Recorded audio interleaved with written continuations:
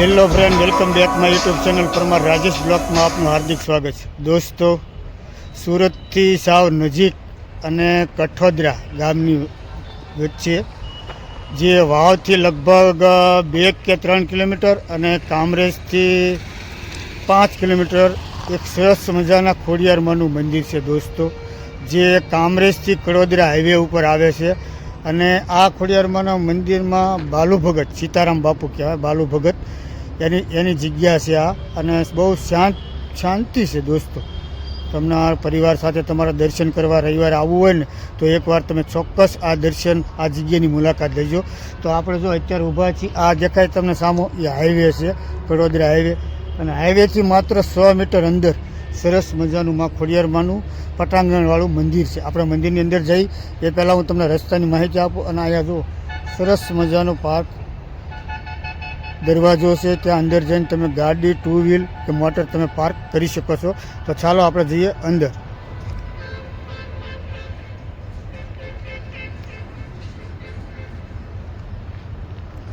તો દોસ્તો, તમે આ મંદિરે આવો ને એટલે સરસ મજાનો ગેટ છે માં ખોડિયારમાંનો, તમે જોઈ શકો છો. અને અહીંયા તમારે 2 વ્હીલ હોય કે 4 વ્હીલ હોય, તમે અહીંયા સરસ મજાનું પાર્ક કરી શકો છો. જગ્યા બહુ વિશાળ છે. તમારા પરિવાર સાથે તમે એકવાર ચોક્કસ મુલાકાત લેજો, કારણ કે કામરેજથી પણ દૂર નથી અને સુરતથી પણ દૂર નથી દોસ્તો. તો અહીંયા છે ને દર રવિવારે માતાજીની માનતા કરવા માટે લોકો સુરતથી આવતા હોય છે. તો તમને હું આખી જગ્યા પૂરેપૂરી બતાવીશ.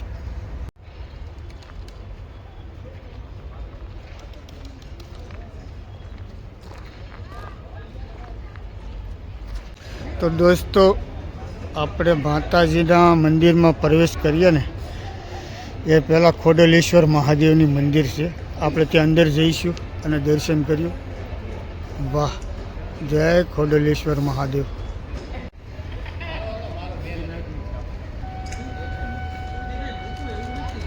જો સામે બાલુ બાપુ બેઠા ને, આપણે ત્યાં જઈએ અને પછી મંદિર વિશે વિસ્તારથી માહિતી લઈશું દોસ્તો.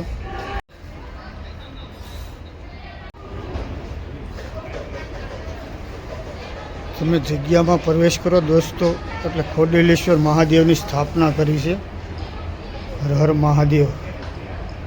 નમામિ શમીશ નિર્વાણ રૂપમ ભજેહં ભવાની પ્રતિભાવગણ્યમ નમામિ શમીશ. ખોડલેશ્વર મહાદેવ મંદિરની એકદમ સામેની સાઈડ આ શ્રી ખોડિયારમાં સરસ મજાનું ભવ્ય મંદિર છે દોસ્તો.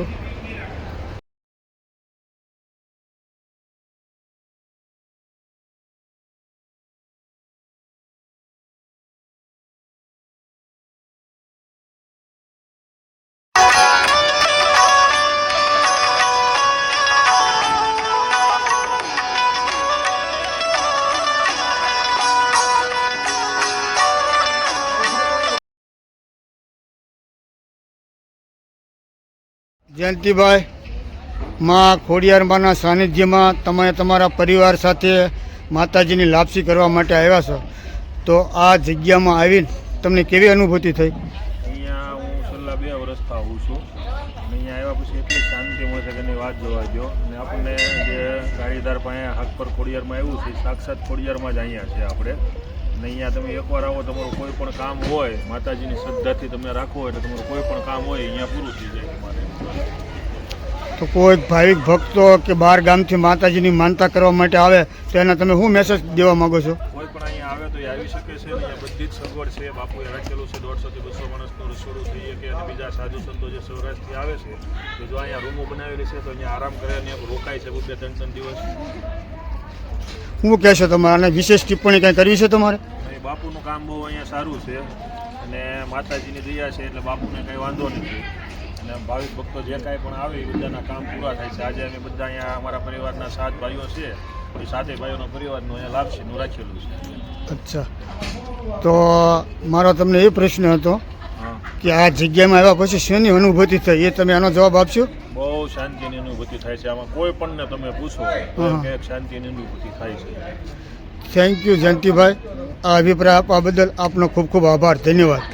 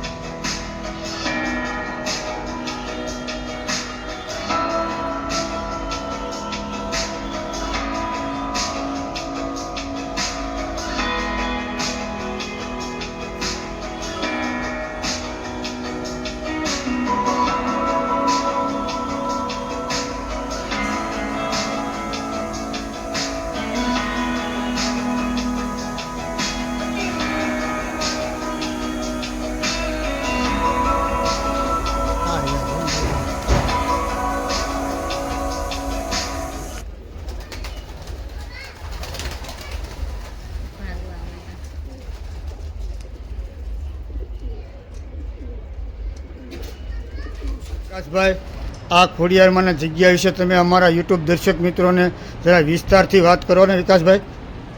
જય માતાજી. આ મંદિર આપણે સુરતથી આશરે 10 કિલોમીટર દૂર આવેલું છે અને કઠોદરાથી 6 કિલોમીટર, કામરેજથી 4 અને કડોદરા બાજુથી 2. નેશનલ હાઈવે ઓસમાડી પાટિયા ઉપર મંદિર આવેલું છે. ભાવિ ભક્તો લાપસી કરવા એકેય રવિવાર મંગળવાર ખાલી નથી હોતો. બાપુનો સ્વભાવ સરળ છે. બહુ ભાવિક ભક્તો દર્શન માટે આવે છે.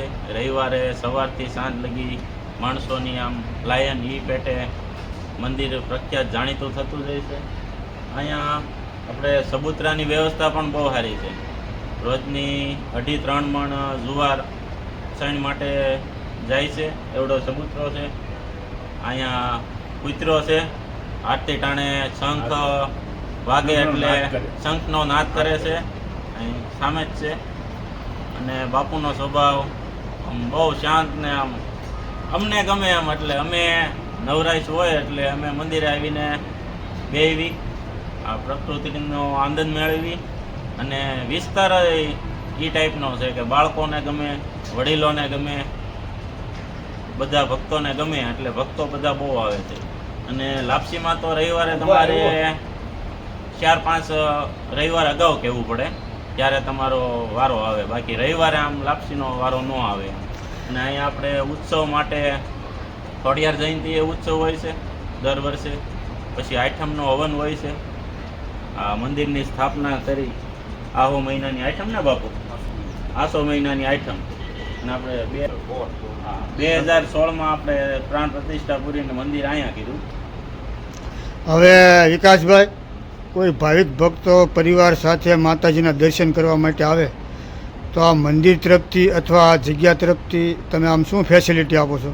જો ફેસિલિટીમાં આપણે લાપસી હોય ને તો જ અહીંયા મતલબમાં જમણવાર કે પ્રસાદીનું કરીએ કે, બાકી કોઈ અન્ય બીજા પ્રસંગ હોય તો નથી અલાઉ. એટલે કોઈ શુલ્ક નથી? તમે કામ કોઈ ફીસ લ્યો છો કે? નહીં, કોઈ હા, વસ્તુ અચ્છા, નહીં. ફ્રી છે ને? ફ્રી સેવા છે ને? નહીં, ફ્રી સેવા. હા, ફ્રી, હા, ફ્રી. કોઈ અને વાસણ બાસણ એ બધું કમ્પ્લીટ જ છે. એક ધ્યાન રાખવું પડે, માતાજી ધાર્મિક લાપસી- પ્રવૃત્તિમાં ધાર્મિક પ્રવૃત્તિમાં એક ધ્યાન રાખવું પડે, ચોખ્ખાઈ રાખવી પડે. ચોખ્ખાઈ તમારી રાખવી. ચોખ્ખાઈ દો ને એવી જ હા. રાખવી પડે. પ્રસંગ તમે કરો આ લાપસી માતાજીની એમાં ના નહીં, પણ ચોખ્ખાઈ તો ચોખ્ખાઈ રાખવી જરૂરી છે. તો વિકાસભાઈ, આ માહિતી અમારા યુટ્યુબ દર્શકોને આપવા બદલ આપનો ખૂબ ખૂબ આભાર, ધન્યવાદ. જય માતા. શું નામ? હાર્દિકભાઈ. હાર્દિકભાઈ, માં ખોડિયારમાંના સાનિધ્યમાં મેં વાત સાંભળી છે કે તમે દર રવિવારે દર્શન કરવા માટે આવો છો. તો આ જગ્યા વિશે તમે અમારા યુટ્યુબ દર્શક મિત્રોને શું કહેશો? હા, હું દર રવિવારે આ મંદિરે આવું છું. દર રવિવારે શ્રીફળ વધારું છું. અને મને આ માતાજી ઉપર શ્રદ્ધા છે, મારું ધારું કામ થાય છે. તો તમે જે ભાવિક ભક્તો આવ્યા અને તમે શું મેસેજ દેવા માગો છો? શ્રદ્ધા હશે ને તો તમારું બધું કામ કરશે. પછી કોઈ પણ જગત જનની હોય, એ માં ખોડિયાર હોય, આવડ હોય, જોગળ હોય કે કોઈ પણ દેવી હોય, બરાબર ને? તો દોસ્તો, આ ખોડિયારમાંની જગ્યાની અંદર સરસ મજાનો કબૂતરો પણ છે અને જ્યાં પક્ષીઓ જો કબૂતરા તમે જોઈ શકો છો કેટલાય બધા કબૂતરા છે. તો તમે અહીંયા આવો ને તો જગ્યા માટે શણ પણ લેતા આવજો જેથી કરીને આપણે પુણ્યના ભાગીદારી થાય. જો કેટલા બધા બોક્સ બનાવેલા છે અને ત્યાં બધા કબૂતરા તમને કહું માળાની જેમ વચ્ચે બેસી જાય છે દોસ્તો. તો દોસ્તો આ હતો ખોડિયારમાંનો વિડીયો. અહીંયા તમે એકવાર ચોક્કસ મુલાકાત લેજો અને બહુ સરસ જગ્યા છે કારણ કે દર રવિવારે તો અહીંયા લોકો માનતા કરવા માટે તો આવે જ છે પણ શાંતિથી તમારા પરિવાર સાથે બેસો ને તો પણ અહીંયા તમારા મનને શાંતિ થાય એવું છે. જો કેટલું સરસ મજાનું મંદિર છે દોસ્તો. તો આ વિડીયો આપણે દોસ્તો અહીંયા જ પૂરો કરીએ. તો મળીએ બીજા આવા જ બ્લોગ સાથે. ત્યાં સુધી રજા લઈએ. વિડીયો પૂરો જોવા બદલ આપનો ખૂબ ખૂબ આભાર. આવજો. સીતારામ, જય માતાજી, હર હર મહાદેવ.